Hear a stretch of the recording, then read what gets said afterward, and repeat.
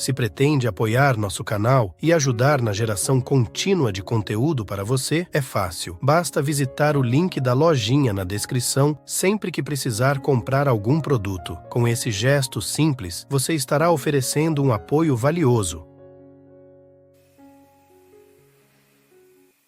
As grandes coisas sobre escrever um livro é que você o recebe como uma espécie de inspiração.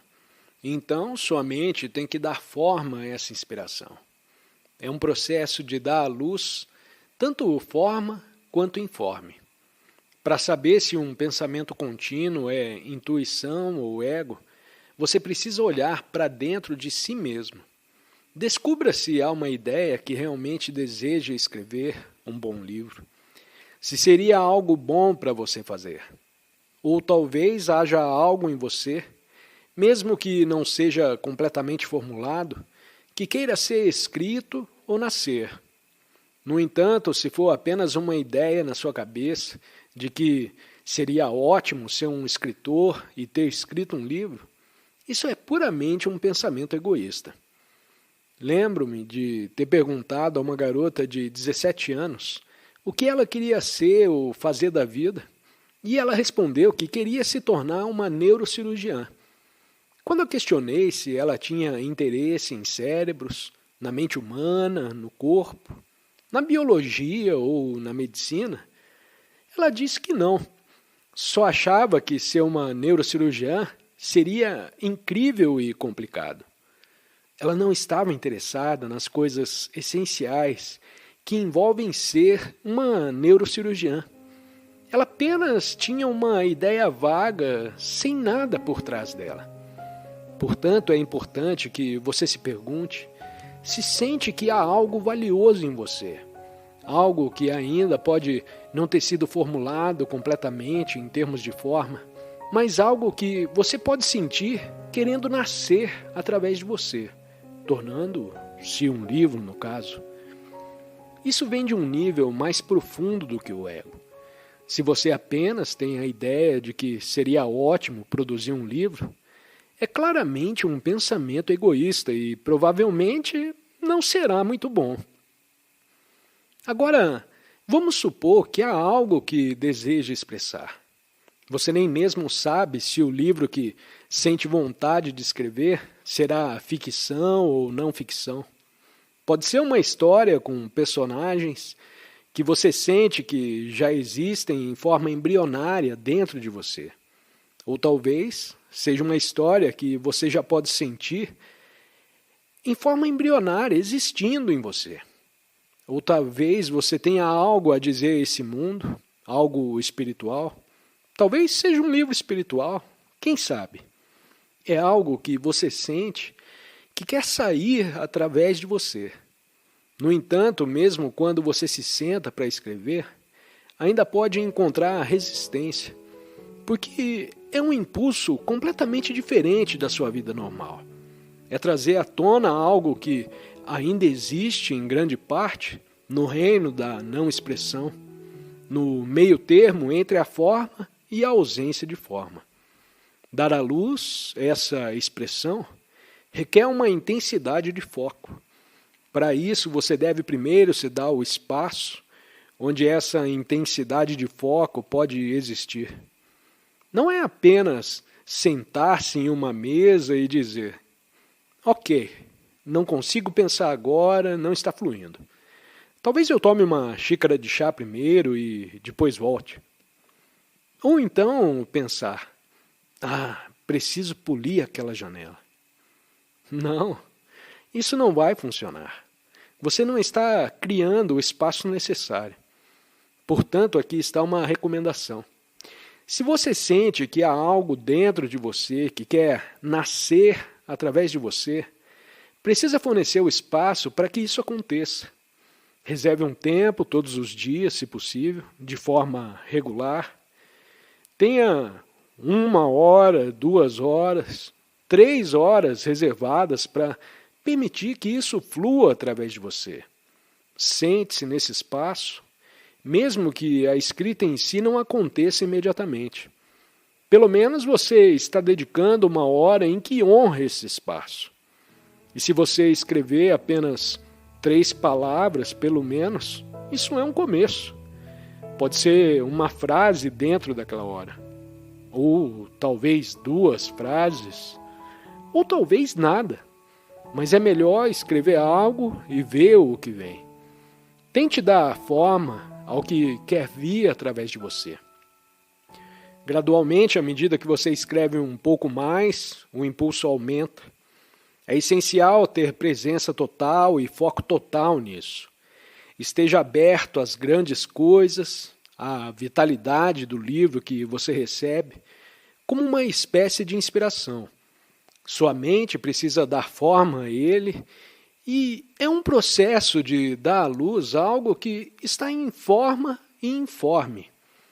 Uma vez que o impulso esteja presente e o processo comece, você pode descobrir, como eu descobri ao escrever meus livros, que isso consome toda a sua vida e se torna difícil fazer qualquer outra coisa.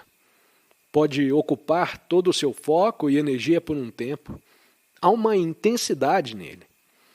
Quando eu escrevi Um Novo Mundo, percebi que não conseguia prestar atenção em mais nada. Meu ambiente ficou cada vez mais bagunçado porque não havia um foco contínuo. Até hoje eu ainda não lidei com a bagunça que acumulou. É uma desordem criativa. Aqueles que desejam criar também devem evitar cair na desculpa da mente que diz: eu não sou capaz, eu não tenho espaço suficiente na minha vida para ser criativo, para escrever esse livro. Mesmo que haja muitas coisas acontecendo na sua vida, se um impulso realmente quer vir através de você e você o acolhe, sempre haverá um momento em que você pode escolher dar espaço, mesmo que isso signifique acordar 2 horas mais cedo. E se o impulso aumentar, você terá que avaliar se pode conciliá-lo com outras coisas que ainda precisa fazer. Muitos escritores descobrem que é possível conciliar. Eu tive sorte, pois não tenho filhos para cuidar. Sim, é verdade que muitos grandes escritores enfrentaram limitações e desafios ao escreverem seus livros, mesmo em circunstâncias não ideais. Alguns escritores têm filhos pequenos para cuidar, outros têm emprego em tempo integral, ou enfrentam restrições financeiras. No entanto, eles encontraram maneiras de conciliar suas responsabilidades e encontrar tempo para escrever. Por exemplo, Stephen Taylor, um escritor prolífico de livros espirituais, que também leciona na universidade, me contou que escreve principalmente no início da manhã e tarde da noite, quando suas crianças não estão correndo e fazendo barulho. Essa é apenas uma das muitas histórias de escritores que encontraram soluções criativas para escrever em meio às limitações. Ao analisar a história de grandes livros, tanto de ficção quanto de não ficção, descobrimos que muitos foram escritos em circunstâncias não ideais. Alguns escritores enfrentaram dificuldades financeiras, problemas de saúde ou outras limitações significativas. D.H. Lawrence, por exemplo, escreveu em meio a doenças e condições precárias. É quase como se a pressão das limitações e restrições criasse um impulso para a criação acontecer. Essa necessidade de encontrar tempo e espaço para escrever pode gerar uma intensidade e um senso de urgência que impulsionam o processo criativo. Portanto, se você se encontra em uma situação desafiadora ou com limitações em sua vida, saiba que é possível encontrar maneiras de conciliar suas responsabilidades e criar um espaço para a escrita. A pressão das circunstâncias pode até mesmo se tornar um catalisador para a sua criatividade.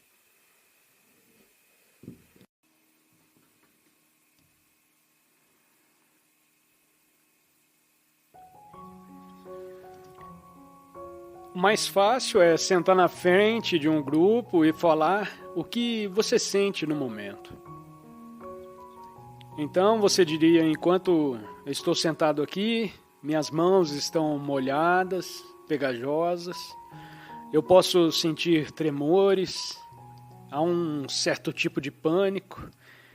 Eu estou suando porque estou falando com você. E quanto mais você fala sobre o que realmente existe, mais rapidamente você realmente o transcende e se conecta com as pessoas. Então, as verdades simples, estou tão nervoso, tudo bem ficar nervoso. Você começa a aceitar as coisas como são. Não é que eu deveria ser alguém que fala bem ao público. Não, apenas fale com o coração completamente honesto e aberto. Então você se conecta com as pessoas e depois de alguns minutos, se você tiver algo a dizer, isso sairá de você. Se você não tem nada a dizer, melhor ter um roteiro para ler. Eu me lembro quando meu ego era muito preso nos meus 20 anos. Mesmo conversando numa sala com 4 ou 5 pessoas, discutindo alguma coisa, eu achava extremamente difícil. Foi para mim quase como falar em público. Então eu estava, e na realidade eu ficava pensando, eu devo dizer algo ou não? E muitas vezes eu não fiz nada.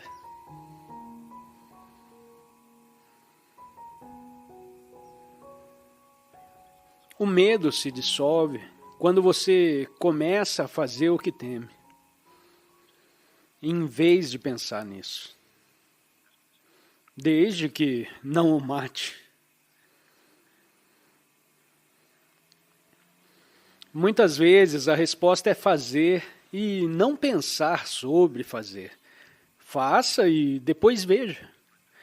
Eu tinha um amigo que vinha me ver regularmente.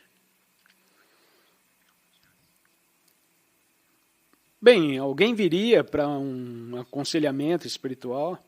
Então um dia ele conheceu uma mulher na internet. E então toda semana ele vinha.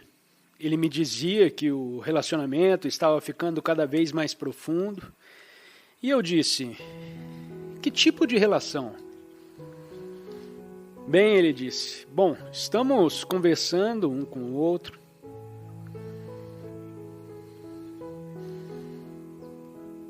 E agora eu sinto que estou me apaixonando por essa mulher.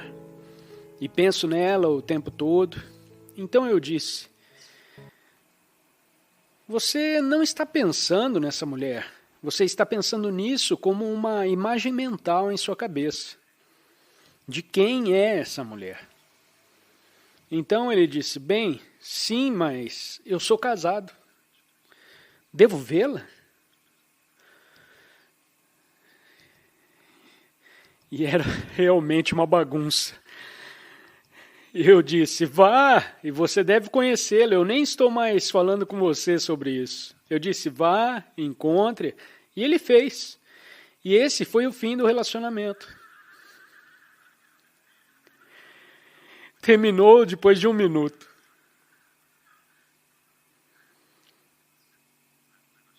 Então parei de ver as pessoas individualmente.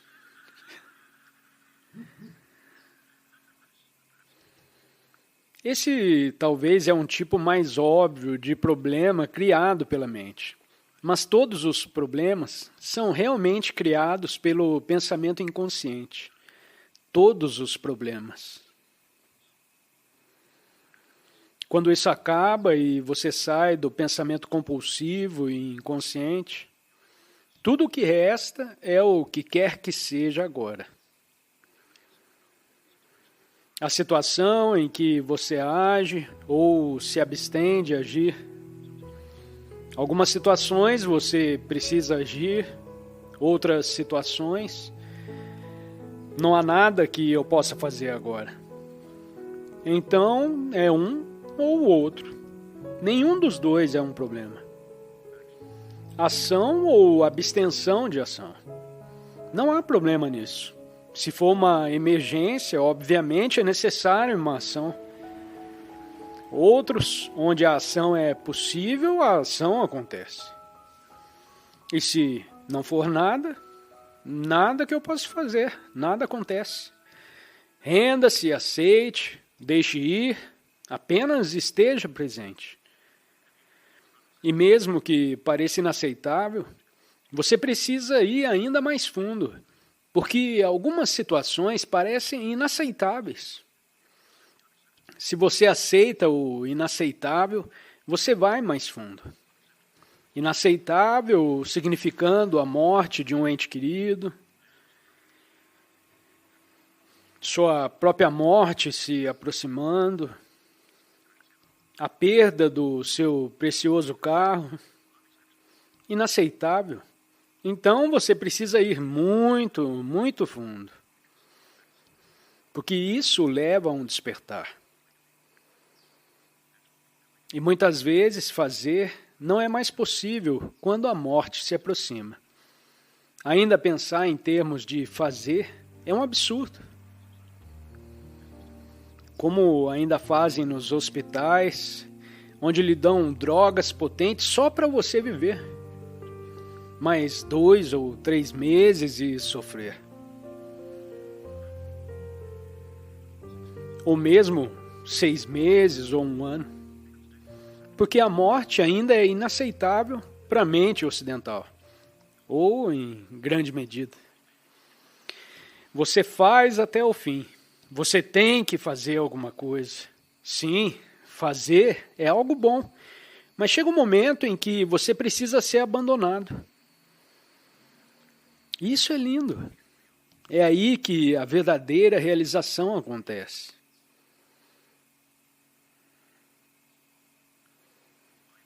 Imagino se virá através dessa forma, ou através de algumas das formas que estão aqui. Lugares onde as pessoas aprendem a morrer lindamente. Onde aprendem sobre a velhice, para que não seja apenas algo que as pessoas são colocadas de lado. E apenas esperam que o inaceitável aconteça, enquanto assistem à televisão. Mas verdadeiros lugares de espiritualidade, onde eles usam a grande oportunidade que existe na velhice, quando o corpo começa a se dissolver, a grande oportunidade de despertar.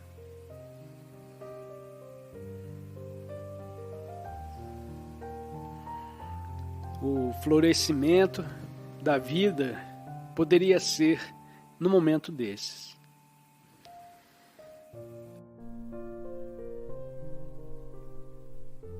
No estado de entrega, você vê claramente o que precisa ser feito e parte para a ação, fazendo uma coisa de cada vez e se concentrando em uma coisa de cada vez.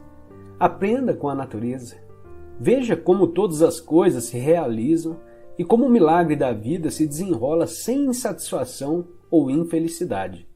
É por isso que Jesus disse: olhai os lírios do campo, como eles crescem, não trabalham nem fiam. Se a sua situação geral é satisfatória ou desagradável, separe esse instante e entregue-se ao que é. Eis aqui a lanterna cortando através da neblina.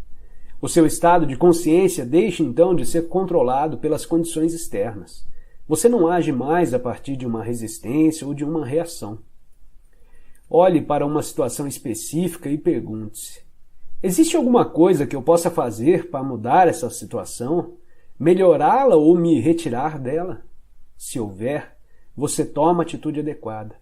Não se prenda às 1000 coisas que você vai ter que fazer em algum tempo futuro, mas na única coisa que você pode fazer agora. Isso não significa que você não deva traçar um plano. Planejar talvez seja a única coisa que você possa fazer agora. Mas certifique-se de que você não vai começar a rodar filmes mentais, se projetar no futuro e assim perder o agora. Talvez a atitude que você tomar não dê frutos imediatamente. Até que ela dê, não resista ao que é. Se não houver nada que possa fazer, e você também não puder escapar da situação, use isso para poder ir mais fundo na entrega, mais fundo no agora, mais fundo no ser.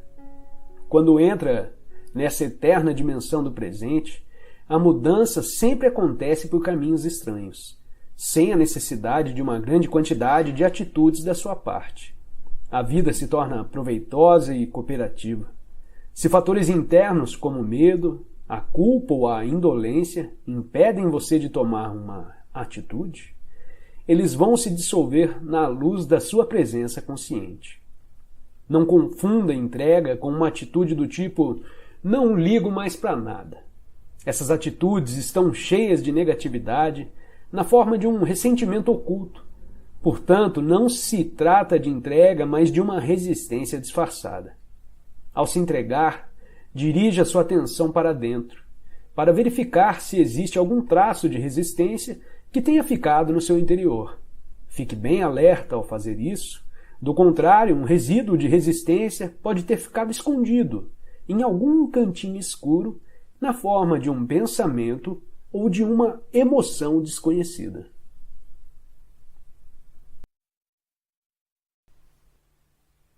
Ouvir um pensamento significa que você está consciente, não só do pensamento, mas também de você mesmo, como uma testemunha daquele pensamento.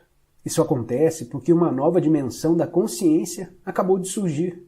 Quando você ouve o pensamento, sente uma presença consciente, que é o seu eu interior mais profundo, por trás ou por baixo do pensamento.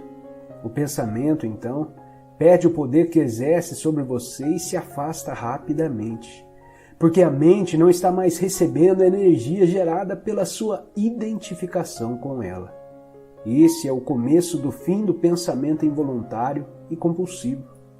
Quando um pensamento se afasta, percebemos uma interrupção no fluxo mental, um espaço de mente vazia. No início, esses espaços são curtos, talvez apenas alguns segundos, mas aos poucos se tornam mais longos. Quando esses espaços acontecem, sentimos uma certa serenidade e paz interior. Esse é o começo do estado natural de nos sentirmos em unidade com o ser, que normalmente é encoberto pela mente. Com a prática, a sensação de paz e serenidade vai se intensificar. Na verdade, essa intensidade não tem fim. Você também vai sentir brotar lá de dentro uma sutil emanação de alegria, que é a alegria do ser. Não se trata de um estado de transe, nada disso. Se o preço da paz fosse a perda da consciência e o preço da serenidade, uma falta de vitalidade e de vivacidade, então não valeria a pena. É exatamente o oposto. Nesse estado de conexão interior, ficamos muito mais alertas, estamos presentes por inteiro. Ao penetrarmos mais profundamente nessa área de mente vazia, como ela às vezes é chamada no Oriente, começamos a perceber o estado de pura consciência. Neste estado, sentimos a nossa própria presença com tal intensidade e alegria que os pensamentos, as emoções, nosso corpo, o mundo exterior, tudo se torna insignificante comparado a ele. No entanto, não é um estado egoísta e sim generoso. Ele nos transporta para um ponto além do que antes julgávamos ser o nosso eu interior. Essa presença é essencialmente você e, ao mesmo tempo, muito maior do que você. Em vez de observar o pensador, podemos também criar um espaço no fluxo da mente, direcionando o foco da nossa atenção para o agora. Torne-se consciente do momento. Isso é profundamente gratificante de se fazer. Agindo assim, desviamos a consciência para longe da atividade da mente e criamos um espaço de mente vazia, em que ficamos extremamente alertas e conscientes, mas sem pensar. Essa é a essência da meditação. Na vida diária é possível pôr isso em prática, dando total atenção a qualquer atividade rotineira. normalmente considerada como apenas um meio para atingir um objetivo, de modo a transformá-la em um fim em si mesma. Por exemplo, todas as vezes que você subir ou descer as escadas, em casa ou no trabalho, preste muita atenção a cada passo, a cada movimento, até mesmo a sua respiração. Esteja totalmente presente. Ou quando lavar as mãos, preste atenção a todas as sensações provocadas por essa atividade, como o som e o contato da água, o movimento das suas mãos, o cheiro do sabonete e assim por diante. Ou então, quando entrar em seu carro, pare por alguns segundos depois que fechar a porta e observe o fluxo da sua respiração. Tome consciência, dê um silencioso, mas poderoso sentido de presença. Para medir sem errar o seu sucesso nessa prática, verifique o grau de paz dentro de você. Portanto, o passo mais importante na caminhada em direção à iluminação é aprendermos a nos dissociar de nossas mentes. Todas as vezes que criamos um espaço no fluxo do pensamento, a luz da nossa consciência fica mais forte. Um dia, você pode se surpreender sorrindo para a voz dentro da sua cabeça, como sorriria para as travessuras de uma criança. Isso significa que você não está mais levando tão a sério o que vai pela mente, pois o seu interior não depende dela.